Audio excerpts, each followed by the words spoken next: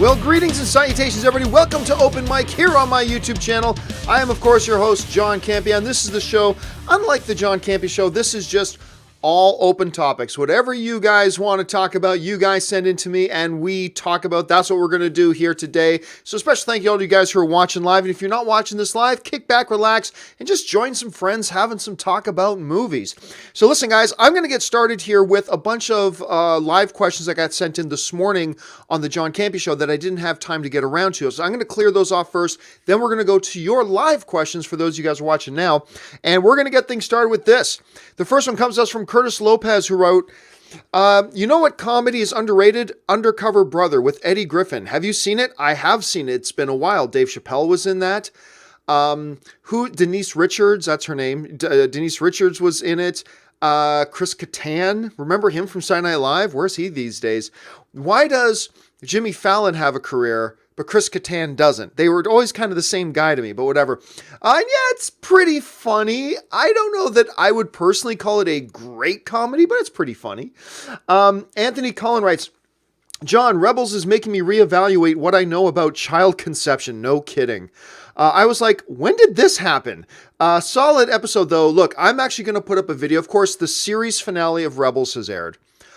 I'm going to put up a video probably tomorrow called Why I Loved and Hated the Series Finale of Rebels, which is going to get everybody mad at me. But I'm going to put up a video called Why I Both Loved and Hated the series finale of Rebels. But you're right. That whole thing is like, Ann and I were watching the series finale a couple nights ago.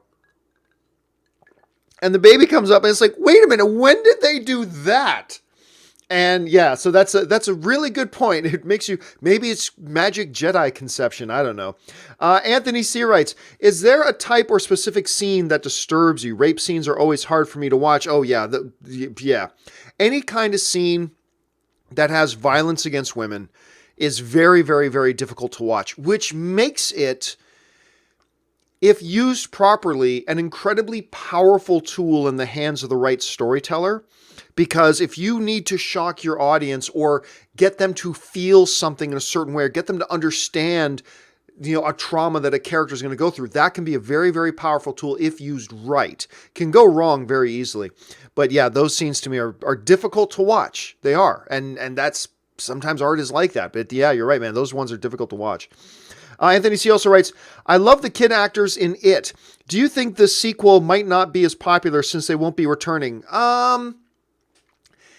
Correct me if I'm wrong, but I think, well, first of all, the kids aren't why the movie was popular. Let's get that. They're a big contributing factor to the success of It, but it's not like, oh, if it wasn't for that kid playing that role, nobody would have come to see this movie. But if I'm not mistaken, I think the next one's going to go back and forth in time. So I believe, and everybody correct me if I'm wrong here, but I believe the kid actors probably will be returning. They'll get older versions of them too, but then I think you're going to see these kid actors return as well. All right, Lance Pro 85 writes, hey, John, rumors going around that Tom Cruise will be playing a Green Lantern. Is the cat out of the bag, or do you have a different... Oh, no, first of all, I don't even believe that that's true. It might, who knows? Stranger things have happened. Could be. I don't think it is. But, if Tom Cruise did end up being Green Lantern, not everybody would freak out about that. Not everybody would be upset by that. Some people would actually be very, very excited about that. Tom Cruise is a great action star. He is. So there would be some people who would be upset if it turned out being true, but I think there'd probably be a lot of people that would be quite excited about it if it ended up being true. So no. Phil Lee writes, McDormand and Rockwell win, but no nomination for the director. Hey, man, I know. I've been beating that drum. Things like, let me get this straight. So the most important job of a director is to get the best and proper performance out of their actors for their movie and their particular role, because only the director has the whole picture in mind, and to deliver the best picture possible. 3 Billboards had 3 of the actors nominated for Oscar wins. 2 of them won Oscars, and the film was probably the runner-up for Best Picture, and yet the director didn't get nominated for Best Director. I will never understand that, Phil. You and I will never understand that at all.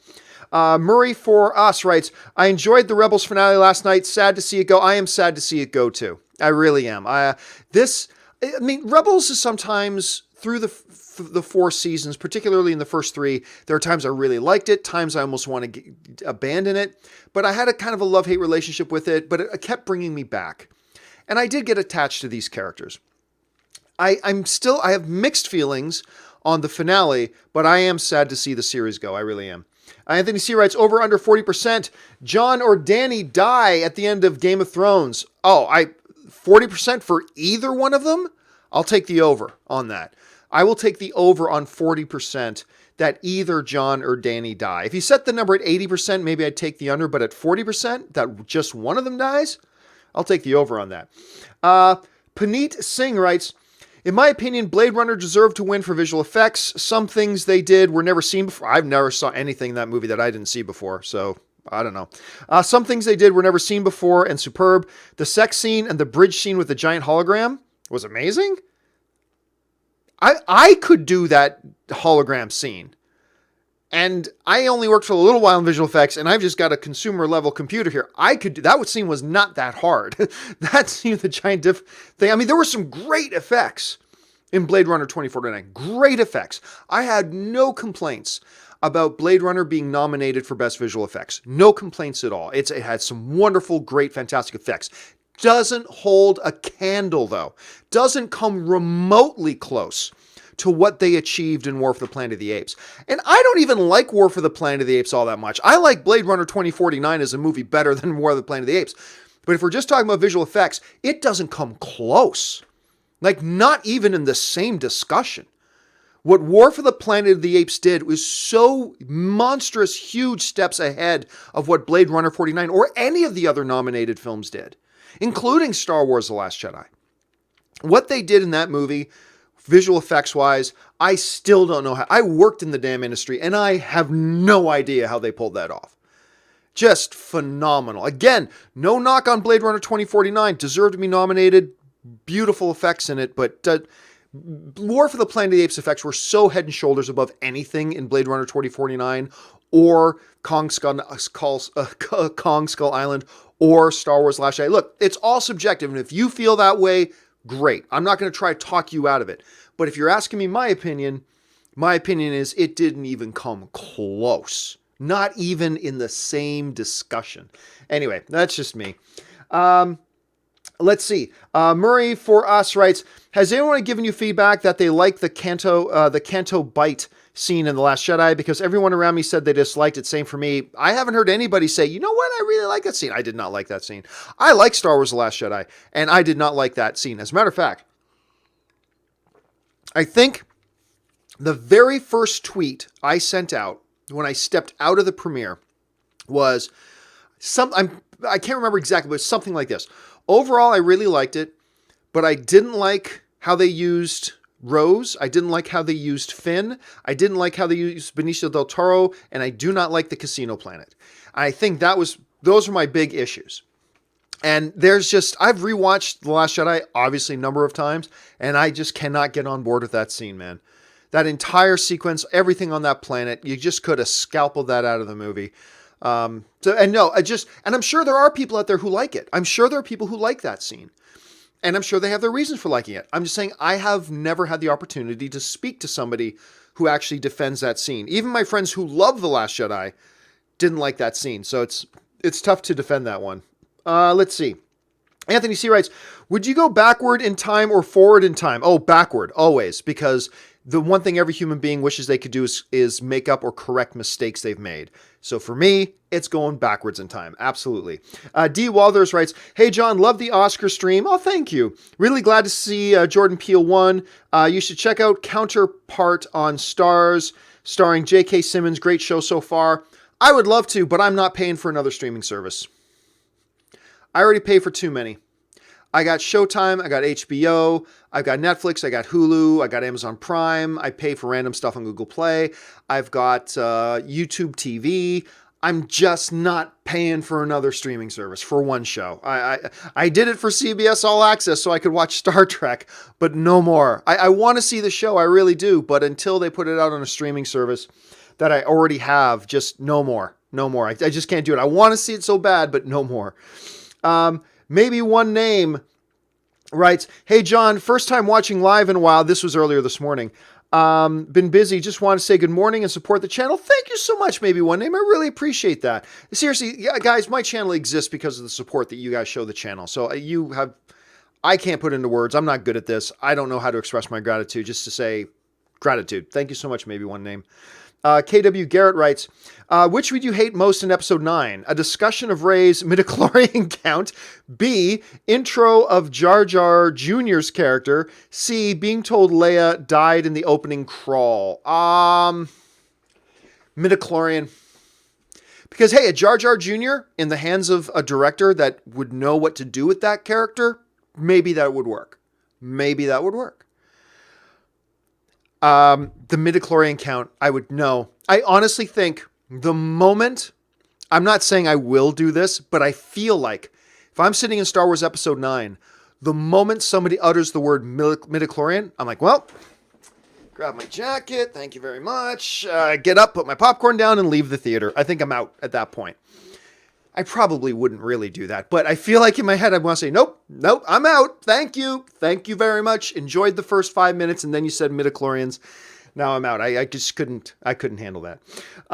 Ash M writes, did Kevin Spacey's stuff hurt Baby Driver at the Oscars? No, because the Kevin Spacey stuff was all done before the nominations were even made, and it still got nominated in 3 categories. Baby Driver got more Oscar nominations than anybody thought it would. And that was after the Kevin Spacey stuff. So, no. It was clear to me that the Oscar voters were not holding anything Kevin Spacey did against the film. They were not holding anything against the film. If they were, it wouldn't have gotten 3 Oscar nominations. So, no, I don't think the Kevin Spacey stuff hurt it at all. And let's face it, it was the underdog in all of its categories. So it's not like it was the front runner to win and everybody expected it to win and then it didn't. So, no, nothing there to see. Broken Religion writes, New Mutants has been pushed to next year. Is this a warning sign the film is in trouble? Love the show and all that you do. Keep it filthy. No, don't think so. I mean, there are circumstances that could be in place that would make it a worrying sign, but the film was wrapped for a while. Everybody seemed pretty happy about it. And then they decided they wanted to move. They just didn't like where it was and they wanted to move it. So they did. I see nothing here that suggests there's anything to worry about at this point. And I've heard no word from anybody in the production field saying that, oh, it's going back for massive unplanned reshoots and stuff like that. I haven't heard anything like that. So, nope. It just is they just decided, you know what? Our film will do better if we move it here. That's what it looks like. Maybe we'll find out more later. But for now, it just looks like they just decided to move it. Hector Martin Navarro writes, would you consider Wind River not being nominated in any category as snub? Also, The Nice Guys not nominated for Best Original Screenplay in 2016. Well, I'm not going to go back to 2016, but no, I wouldn't consider it a snub. Look, I only feel comfortable using the word snub if it is clear that it, without debate or question, deserved the nomination over another thing that did get a nomination. And I don't find that to be the case in any category. I don't find that, the screenplay, without question, deserves screenplay over any of the ones that got there. No, there's a debate there to be had. And if there's a debate there to be had, I don't consider it a snub. I wouldn't consider Best Leading Actor. No, I wouldn't consider that a snub. Direction, I wouldn't consider that a snub. So no, because I believe there's an argument to be made that every single one of the nominees maybe deserved it over Wind River, maybe not. But the fact that there's even a debate there, to me, means you can't bring in the word snub.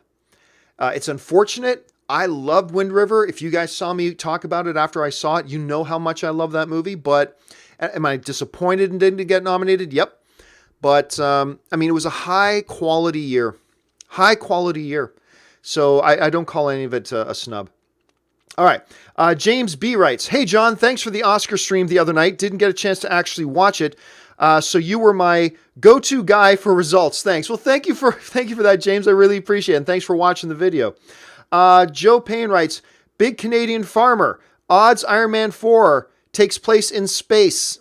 First of all, what are the odds that there's even going to be an Iron Man 4? I think there will be, but nobody's announced Iron Man 4, so it may not even happen. If it does, I don't think it'll be in outer space. I think it'll be terrestrial bound as usual. Rob McDonald writes, have you seen Batman and Bill, the documentary about Bill Finger, the previously uncredited creator of Batman? My heart breaks. And now yes, I did. I remember I watched it when it first came out, and it's informative. It's inspiring and yet sad at the same time, and all that kind of stuff. Look, if you're a Batman fan or a fan of comic books in general, even if you're not a fan of comic books, check out this documentary that Rob is mentioning, Batman and Bill. I think you'll find it really informative. And fascinating to watch. Just fascinating. Nathan McDonald X writes, Nathan DC Marvel X writes, what happened to Star Wars Talk Tuesday? It's the best. Well, Nathan, as I've mentioned about 6 or 7 times, I decided to move Star Wars Talk to Sundays, and now just Monday through Friday is open mic in the afternoon. See, I had it where it was open mic on Mondays, Wednesdays, and Thursdays, Weekly Hero on Friday, Star Wars Talk Tuesday and Tuesday. It was just a little too much, so a little convoluted. So I decided to do open mic Monday through Friday, and Star Wars Talk will be on Sunday. Well, but John, it wasn't on this Sunday. Well, there was a little thing called Oscar Sunday this Sunday. That's why I didn't have a Star Wars Talk, but Star Wars Talk will return this coming Sunday. Let's see. ZCMZ writes, could Extremis from Iron Man 3 be part of the Soul Stone? No, I don't think so. It was a part of long research by the villain character there. So no, I don't think Soul Stone's going to have anything to do with Extremis. Kevin Bennett writes, as I take a sip of my Zevia, who gets a Best Picture statue? Does the studio get one plus the individual human producers? Does every producer, executive producer, associate producer get one? I think whoever is credited as like the producer of the film, because every movie will have like 18, 25 credited producers, executive producers, associate producers, but there's one person usually goes up and takes the trophy, and they get it. Now, they may make replicas of it for the studio. They may, and they're expensive. They may make a couple of replicas for whatever, but those are replicas. The real one goes with whoever like the producer is, and that's who the statue generally goes to. ZCM writes, I had a problem with Call Me By Your Name. I didn't care much for Eloise and Oliver's relationship, since Oliver just felt like a douche to me. Hey, look, and that's the subjective nature of film, man. That's the subjective nature of film. There's going to be movies that you watch and like. There's going to be movies that you watch and dislike that will agree and disagree with what other people, and you shouldn't feel bad at all that it didn't work for you. I honestly didn't think it was as good as most people made it out to be. I thought it was really good. I enjoyed it a lot. I thought it was some really good filmmaking. I didn't think I'm not going to say it shouldn't have been nominated for Best Picture. I myself wouldn't have nominated it for Best Picture, but to me, it's a very good movie. So you see, opinions can go all over the place. Isaac Marino writes, what area of law did you practice? The first law firm I worked in, it was real estate law. And then the second one I worked in was a place in Hamilton, and I was working in civil litigation, doing like legal research and case management and trial prep and things like that for civil litigation. That was the main area I was in. Haskell 420 writes, John, Netflix just released the Luke Cage Season 2 trailer, June 22nd. Yeah, I didn't think it was all that great. I'm excited for it. I'm really excited for it. I thought the trailer's Ali Hussein writes, I'm going to tell me worst cinema experience. This is true. When I watched Sin City 2, I was late night showing. 2 couples had sex in the back seat. This is true. Of course, I call the staff. They kicked them out. Why did you call the staff and kick them out, man? Let them have a good time. Buzzkill. I kid you not. I might have told the story once before. I was at a drive-in once, and I kid you not, there was a pickup truck, and standing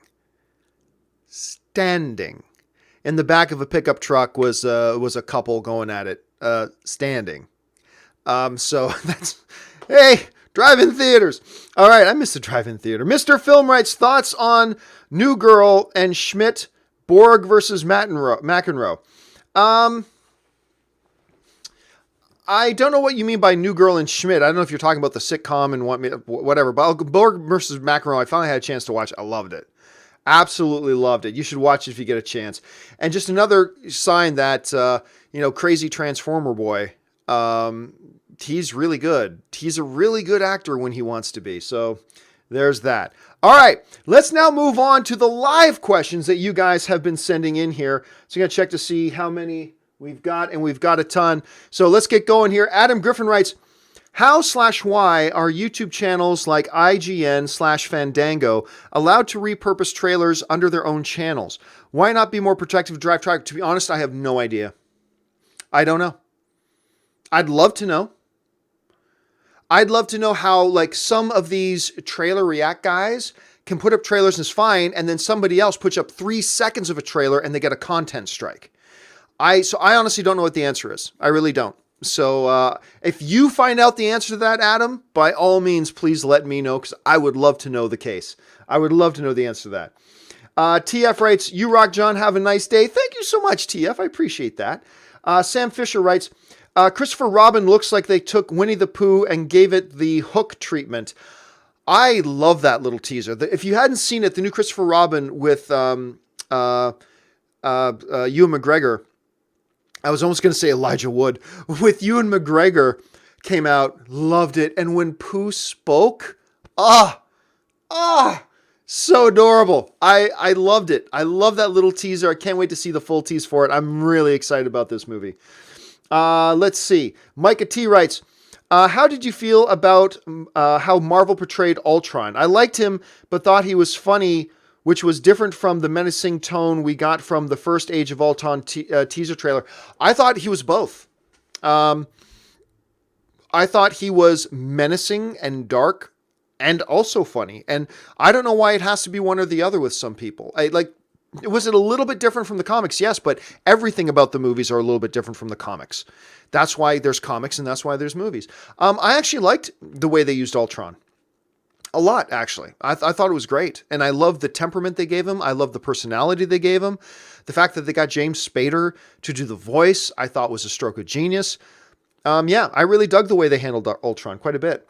Rodrigo Ortiz writes, John, did you hear about the rumor that Gronk considered retirement to pursue a movie career as an action star because The Rock said he'd make more money? I don't believe that. Like, he considered retirement because in the last 3 seasons, he's had like 3 or 4 surgeries. I mean, he's been knocked out so many times. This season alone, he took that wicked concussion. Just that vicious headshot, that dirty, nasty headshot that he took, that knocked him out. And I mean, that's why he considered retirement. That's why he considered retirement. He couldn't make as much money in movies as he does in football. He just can't. He's going to make, probably with endorsements and salary, he's probably going to make in the neighborhood of $20 million this year. He would not make that in the movies. No one's paying him $5 million to be in a movie. Nobody. I mean, The Rock will. The Rock will make that money, but Gronkowski is not The Rock, right? Could he have a film career? Maybe, but he can do that once he retires. But yeah, the reason he considered retiring was all the surgeries and that wicked concussion he took that kept him out a couple of weeks and almost kept him out of the Super Bowl. So, I mean, that's why he considered retirement. Rex Cousins writes, do you think Hollywood's anti-conservative views have an effect on ticket sales? Sometimes I don't feel welcomed watching movies in theaters. No. And look, nobody has anti-conservative views. Because I know a lot of conservative people who are vote Republican and everything. I don't know any of them who don't think women should be treated fairly. I don't know a single conservative that I know in my circles that does not believe in equality for people. That's an American foundational issue. I don't know a single conservative, and this might surprise, I have a number of Republican card-carrying friends. I don't know a single one of them that doesn't believe in opportunity for everybody. That's one of the principal foundational issues of what it means to be America. I don't know anybody that believes that certain people should be allowed to enforce power over others and prey on them. I don't know anybody, left or right, that feels that way. So no, No, I don't think. Now, do I think there are some people may not go to a movie because maybe there's an actor in it who's really vocal about being way left, and that will turn some people on the right off? Hey, yeah, sure. But look, anything is art. There is something in any movie that could turn people off. I mean, that's just the nature of movies. There's anything in movies that could turn somebody off. So I don't know. So no, I don't think so. I honestly, for the most part, find I have yet to see a movie that is really hardcore, non-conservative.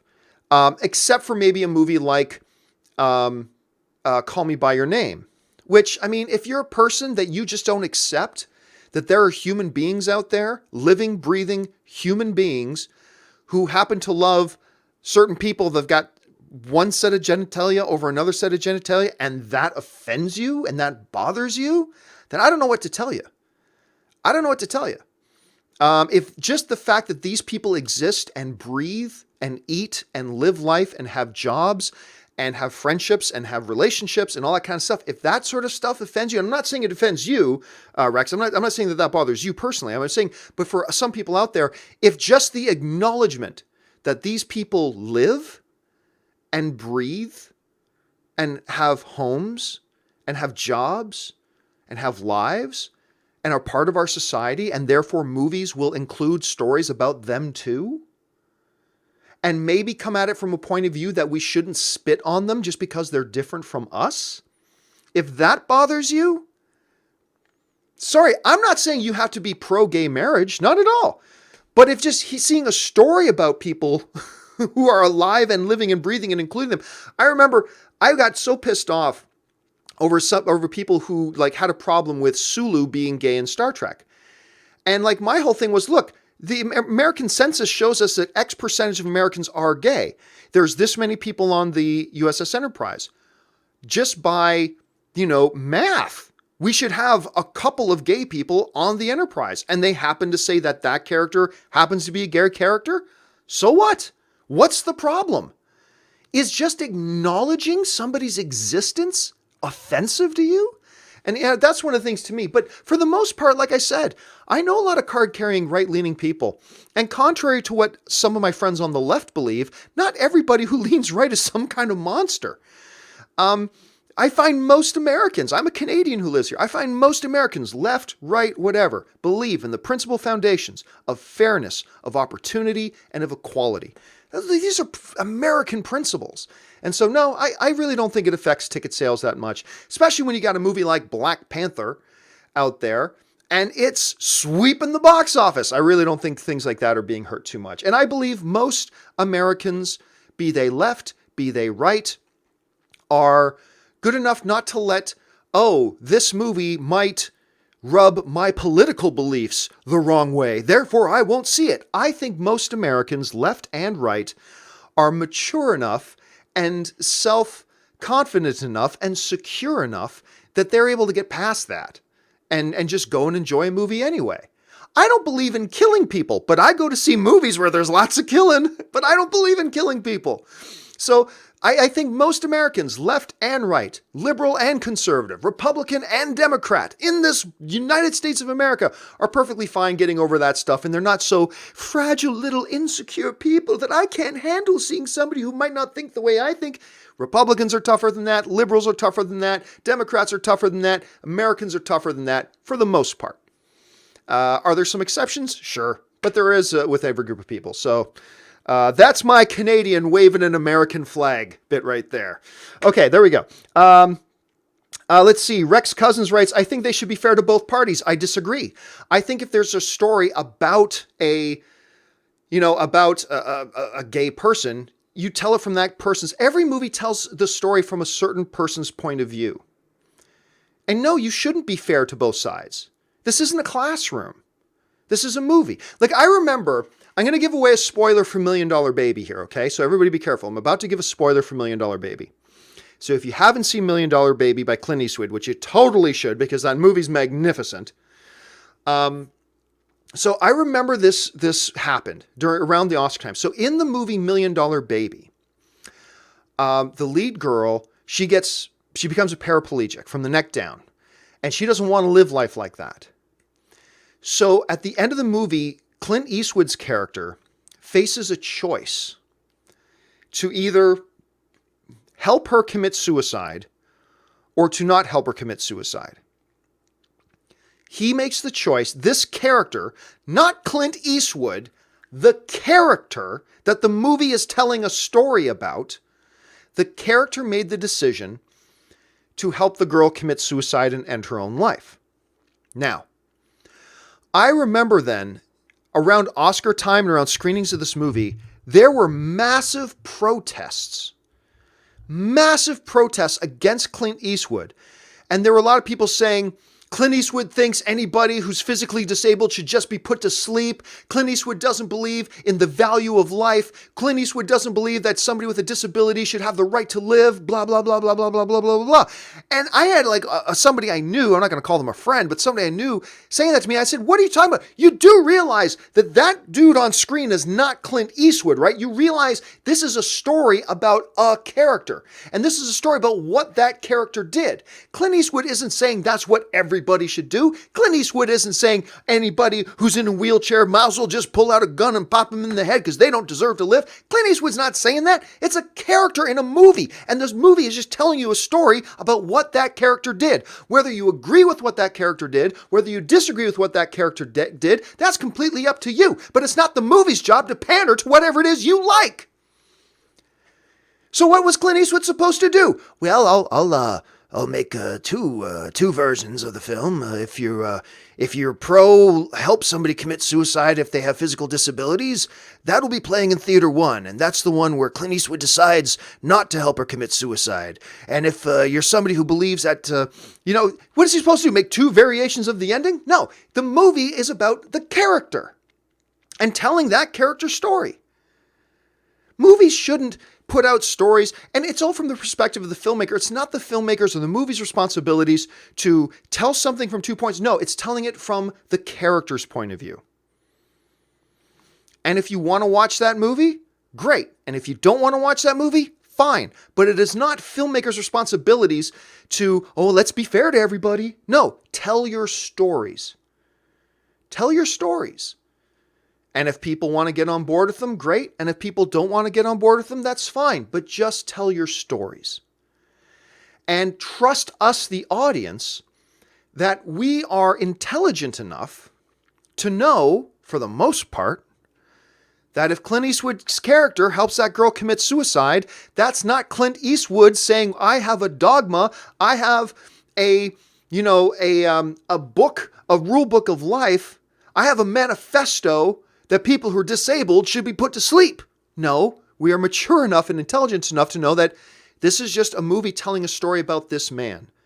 And this man was in a situation, and he made a choice. And it leaves us as the audience to walk out afterwards going, did I agree with that choice? Did I disagree with that choice? And debate the choice and discuss the choice and get into it. And this is one of the things that makes Clint Eastwood such a great director. But the notion that there should be some kind of scorecard saying, well, we have to make sure we make a movie telling a story from this guy's point of view, and now we have to make sure we make a movie telling it from this guy's point of view. No, just make movies and see where it all shakes out. That's how I feel about it. That's how I feel about it. Folsom writes, thoughts on the new film Sideways? Oh, on the film side, I was going to say the new film Sideways. What new film Sideways? Yes, Sideways with Paul Giamatti. Love that film. It's a wonderful film. It's very odd, like really weird characters and kind of eclectic in many different ways. I mean, maybe I would appreciate even more if I was a wine guy. I'm not a wine guy, but I love Sideways. Sideways is a wonderful film. Let's see. Lawrence Bailey writes, I was wondering, will The Rock walk away from the Black Adam role because it has been a long time? I think he would make a great Namor for Marvel. I'm not even sure Marvel has all the rights back together for Namor, like all the rights. I'm not sure they have all the rights together that they need. I don't know. At this point, I have no idea. See, it's funny. Today, I booked my tickets for CinemaCon. I booked my flight to go to CinemaCon this year. It's in April. And it's funny you bring it up because it was at CinemaCon 4 years ago that they announced Dwayne "The Rock" Johnson was going to be Black Adam. Might have been 5 years ago. have no Black Adam. We still don't have a release date for Black Adam. We still don't even know if this thing's going to happen. No idea. But at this point, I have no clue. I have no clue what's going to happen with Black Adam. I don't know if it's going to happen. I don't know if it's not. We'll just have to wait and see as this soap opera of DC continues to unfold before our eyes. Let's see. Folsom53 says, also, thoughts on Swingers. Another one of my faves. Swingers is great. John Favreau, I mean, Swingers is a great movie. It's a classic film. It's a one that you can recite and repeat lines to your buddies all the time, for sure. Swingers. Pete Cheek writes, thoughts on the Ed Norton Hulk movie. I'm an extra in the Ed Norton Hulk movie. Part of it was filmed in Hamilton, Ontario, Canada. Actually, the big fight at the end of the movie between Hulk and Abomination is actually, I was living on a street called Rebecca Street, which was like 2 side streets off this main street. It was called Main Street in Hamilton. And they actually shut down part of Main Street in Hamilton, and that's the street that they have their big fights on. It's in Hamilton, Ontario, Canada. Now, some friends in Toronto write me sometimes, no, John, they shot that part in Toronto. No, they shot parts in Toronto, but that scene was shot in Hamilton, my friends. Hamilton. I like the movie. I like the movie quite a bit, actually. It's too bad Ed Norton, that he had a falling out with the filmmakers and he couldn't come back. But Mark Ruffalo's done a great job. But it is a shame that Ed Norton kind of fell off. And I think the drama between him and the studio pretty much sunk his career, to be honest with you. But anyway, Orange Hand writes, ever seen the improv show, Whose Line Is It Anyway? Oh, yeah, that show's been around forever. You know what? If I'm not mistaken, that show might have actually started in Canada. I might be wrong about that. But at least there's a couple of Canadians who are main guys on the show. Yes, I've seen it. It's a little hit and miss, but when they are on, you can laugh yourself sick. Like, it's so funny sometimes you have to pause the TV just to catch your breath. So it can be really, really funny. And sometimes it's not so good, but it can be extremely funny. Chris Martin writes, definitely looking forward to Christopher Robin with Ewan McGregor. Seems to have a Saving Mr. Banks feel to it. I don't know if I got a Saving Mr. Banks feel from it. I think what somebody mentioned Hook a little bit earlier, I got more of a Hook feel from it myself. But either way, I'm looking forward to it. Just when he turns around, Ewan McGregor's Pooh, and he talks in that. I can't do a voice. Winnie the Pooh voice. I can't do impressions. The Winnie the Pooh voice. It just cracked this huge smile on my face. I was so excited to hear that. I cannot wait for that movie. Andrew Murray writes, Mary Poppins or Christopher Robin trailer? Christopher Robin trailer. The Mary Poppins one was cool, but seeing her come down on the cloud. But the Christopher Robin trailer, I'd take that one over the Mary Poppins one. Lance Pro 85 writes, John, is Tom Cruise the DCEU secret? No. Mason Barr, do you have a favorite TV series of all time? Battlestar Galactica. The Ronald Moore one, the more recent one. Greg Cybulski writes, I'm in Disney World. Saw the area they are building the new Star Wars section. Going to be awesome. Yeah, Ann and I were at Disneyland, and we were at this platform that we got a great view of them doing the construction. I think I even put a picture up on my social media of where they were building the land. I cannot wait for Star Wars Land. Man, I'm going to be like MIA for 2 months. When they open Star Wars Land, I'm just going to be at Disneyland for 2 months straight. Like, I'm just going to be sleeping on the sidewalk in front of Disneyland, then go in as soon as it opens, probably do a sink shower in one of the bathrooms, go to sleep on the sidewalk again when they close the park, come back in. I'm going to be gone for a while, man. Let's see. Mahmood writes, would Ryan Reynolds be a good Oscar host? Oh, absolutely he would. He would be a great Oscar host. He's quick. He's charming. He's funny. He's got good comedic timing. He's a legitimate movie star, which is something I would love to see in an Oscar host. Call me crazy. I would like to see a movie personality hosting the biggest event of the year for movies. Call me nuts. I would like to see, he would be really good co-hosting with somebody, him and one other person. I'm not sure who that other person would be, but yeah, I think Ryan Reynolds would be a great Oscar host. Rajko Krimenak writes, am I reading that right? Yeah, Rajko Krimenak writes, fellow Hamiltonian here. Hey, from the Steel City. And I love your show. In my opinion, the best actor to never win an Oscar is the good Canadian boy, Donald Sutherland. Oh, that's hard to argue against. For actress, it would be Amy Adams. Ooh, yeah, Amy Adams.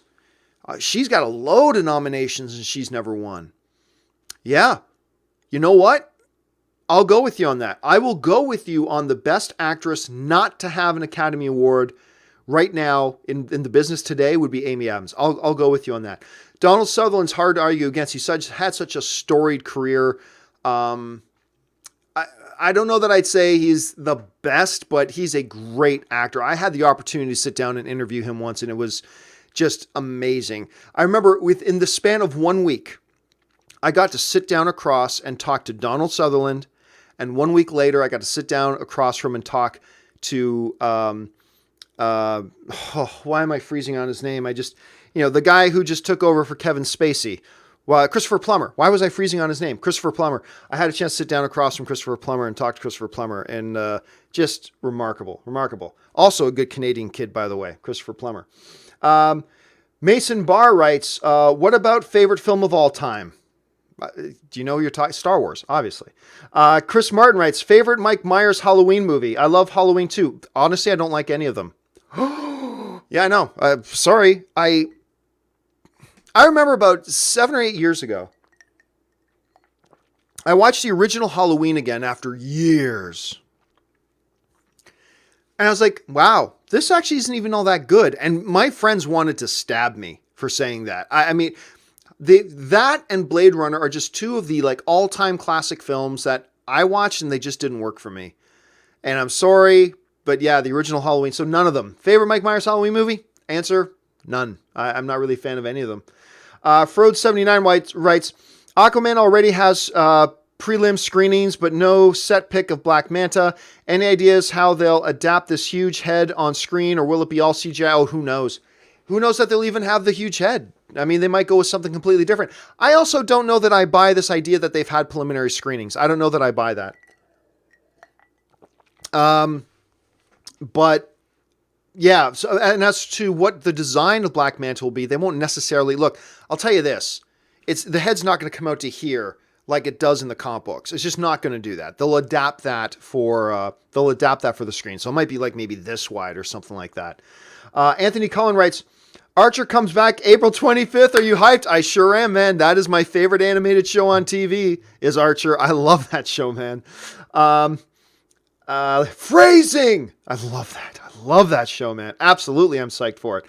Fox Mulder writes, finally saw Thor Ragnarok and loved it. Got called a Marvel fanboy for saying that in a chat. Can't imagine what you put up with.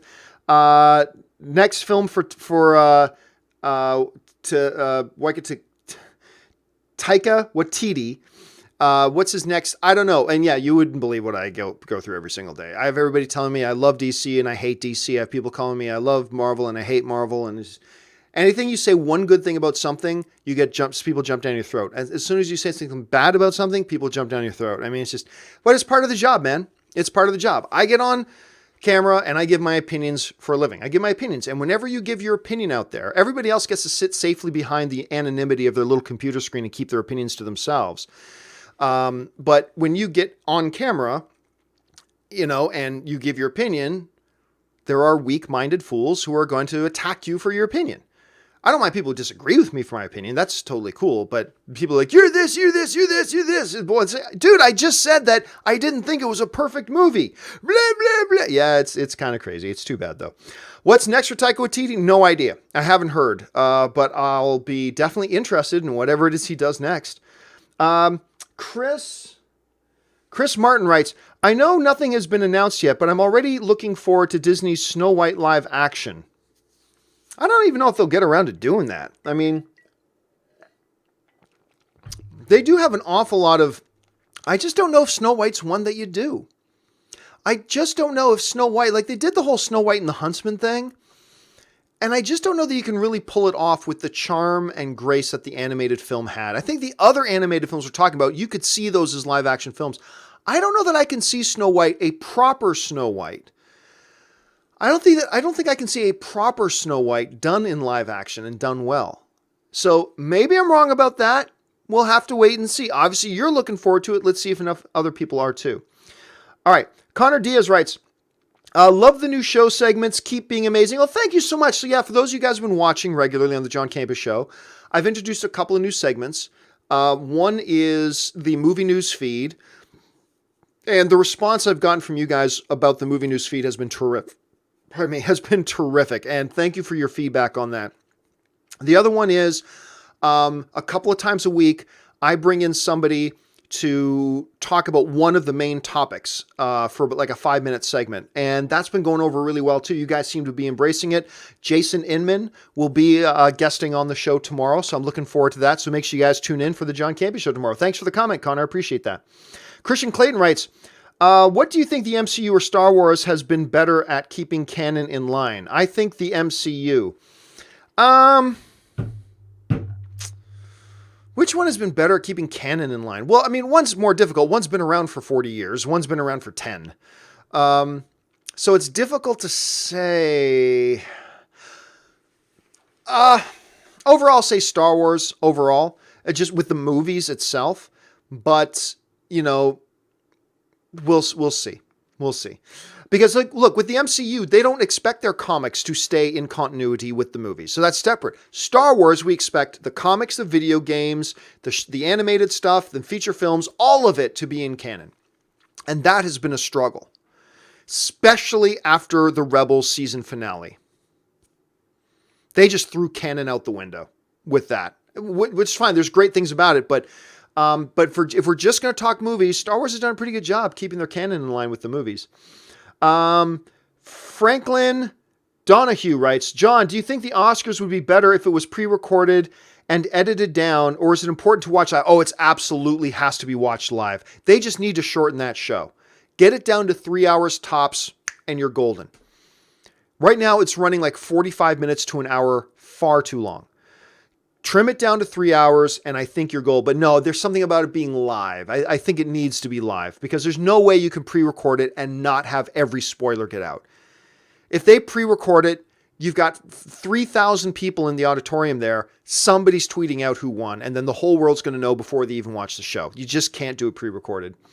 The Impossible Something writes, Tom Hardy and Amy Adams, best actors without Oscars. Oh, I don't know if I'd put Tom Hardy... See, Tom Hardy's great. He's great. But Tom Hardy is not, I don't think he's as good of an actor as Jake Gyllenhaal is. I don't think he's on the same level as Ian McKellen. I don't know. So while I'm a huge fan of Tom Hardy and I cannot wait for Venom, I'm very excited about Venom. I don't know that I'd put him on that list, but you've got him on your list. All right, then you're putting him on your list. Fox Mulder writes, also, can you ask Ann to make Hasbro make a Korg figure? I'd be surprised if they're not already working on it. I would be surprised if they're not already working on it, but I will bring it up to Ann. Nathan, DC Marvel X writes, tried to watch the first Blade Runner and fell asleep. Man, you and me both, dude. It's just, I know it's a classic, and I know everybody else loves it, and I'm not going to poo-poo on anybody else for loving it. I mean, clearly it's a classic, and I'm in the minority, and that's fine. It just doesn't work for me. That's all. Anthony R. writes, hey, John, what did you do to piss off Dave Filoni? Ashoka is still alive after, you know what? Shouldn't talk about that because for some people may not have seen it. So I'm going to move on. LF Drumming writes, favorite movie gadgets and vehicles. I would have to sit down and think about that and make out a list. I can't really think of that off the top of my head. Nathan C. writes, suggestion about a SC. Yes, I don't know what SC is. 24-hour stream, 24-hour stream style, plan a multiple-hour charity stream, maybe spoiler chat after Infinity War, and have a partner help you vet fans as 5 to 10-minute guests, Skype conference call style. I have been thinking, and you guys probably heard me mention on my show a couple weeks ago, that I'm thinking about doing a 24-hour style. Although it probably wouldn't be 24 hours because the last time I did a 24-hour marathon broadcast, I nearly died. I got so sick that I was out of my show for like a month and a half. It was just the worst sick I've ever been. Other than my heart attack, I've never been that sick. And that was from doing like a 24-hour thing. I just can't do it. But maybe like a 10-hour thing, maybe even a 12-hour thing for the right cause. Where like everything that comes in, it's all raising money for charity. I bet we could raise a couple $1,000. I bet we could raise a couple $1,000 for the right charity. So I'm always open. You guys send me stuff, but doing stuff over Skype is very, very difficult because Skype is very, very temperamental. Skype is extremely temperamental. And it's just far too many technical issues go wrong all the time. And that would be difficult to do. So I'd have to figure out a way to work around that. Ben writes, did the end of Rebels set up for a new series? No. The new series they've got going on is not connected to Rebels. So I don't know what that end was for, but we'll have to see. Darth Impact writes, hey, John, is there a comedy that you've seen 1,000 times? You know every punchline and you bust a gut every time. Mine is Blazing Saddles. Well, Blazing Saddles is great. Well, there's two. There's three. Noises Off, and then my other one, 40-Year-Old Virgin. Those are my two favorite comedies of all time. 40-Year-Old Virgin and Noises Off. And they will often flip-flop between which is my number one and which is my number two all the time. Another one, which I wouldn't say is one of the top 10 greatest comedies of all time, but it makes me just die laughing every time I see it, is Mystery Men. Mystery Men kills me. Oh, God. Mystery Men and the first Zoolander. Mystery Men and the first Zoolander never fail to make me laugh my head off every single time. So there's a few of them, actually. All right, just got a few minutes left here. This next one comes to us from Chris Martin. Kella settles, This Is Me performance at the Oscars was jaw-dropping. I still say opening the Oscars with The Greatest Showman from The Greatest Showman would have been amazing. It was a missed opportunity. I still can't believe they didn't do it. You're talking about show business and the Oscars celebrating the greatest night in show business. And you had a movie that year with this fantastic music number called This Is the Greatest Show. And you don't open your movie with that? Or you don't open your show with that? Unbelievable. Not to mention it's sung by one of the biggest movie stars in the world, Hugh Jackman. So you open that show with Hugh Jackman and the cast of The Greatest Showman singing This Is the Greatest Show to open the Oscars? How do you not do that? I mean, you had one job. Anyway, so to me, it's still amazing that they didn't do that. Let's see, where are we? Oh, a whole bunch more questions came in. Okay, guys, just to let you know, cut off any super chats coming in. I'm probably not going to be able to get to all the rest of them, but don't worry, guys. There's only I'm only probably going to miss out on a few of them. Any of the rest of them, I will get to first thing on tomorrow's open mic. If I don't get to any of your questions today, they will come up on open mic tomorrow. I'll lead off open mic tomorrow with them, so don't worry about that. Let's see here. Kevin Laniel writes, thoughts on Planet of the Apes losing to Hugo, Interstellar, and Blade Runner. Which one is more upsetting? I'm not sure what it is we're talking about. If you're talking about in visual effects, you got to be more clear in these. If you're talking about in visual effects, the Interstellar thing, first of all, the sheer volume of effects in War for the Planet of the Apes was just like, it dwarfed the other Planet of the Apes movies. It completely dwarfed.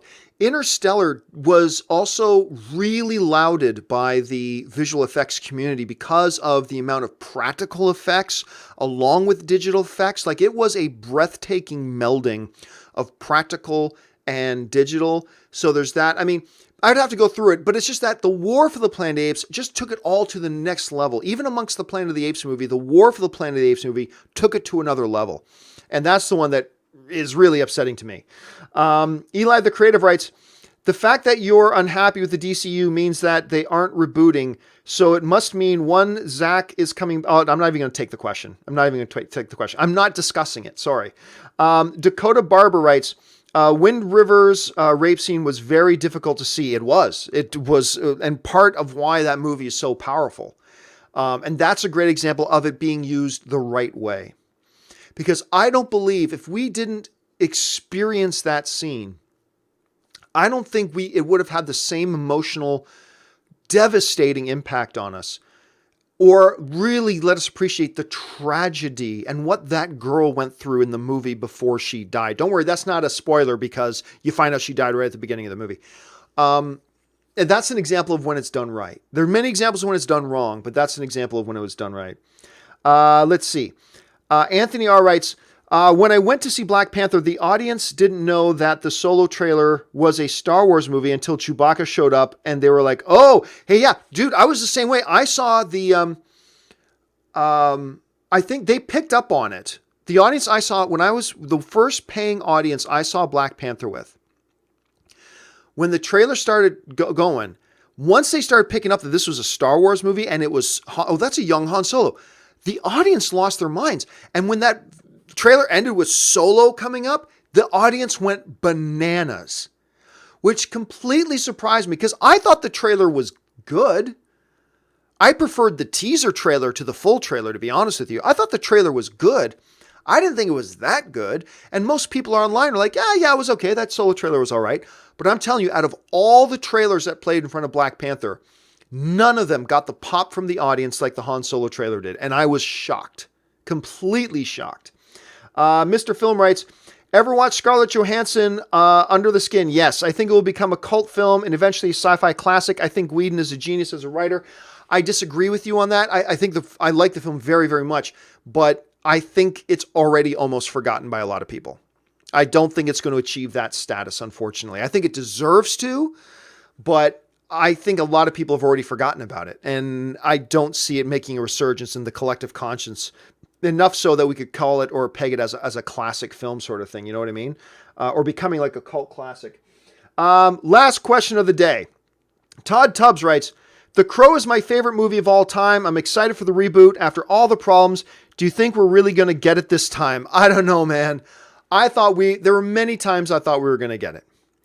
When, Danny Houston was hired to play it. When Bradley Cooper was going to play it. When Tom Hiddleston, people forget Tom Hiddleston was brought in to play it. Luke Evans was brought in to play it. Then they're gone. Then they're gone. Then they're gone. They've gone through one or two other directors as well. And now they're saying they got a release date. So with The Crow, I am simply at a place of saying, I'll believe it when I see it. I will believe it when I see it. At that point, that's kind of what I feel about The Crow. I mean, here's hoping. Fingers crossed. Here's hoping, Todd. I mean, here's hoping they finally get it this time.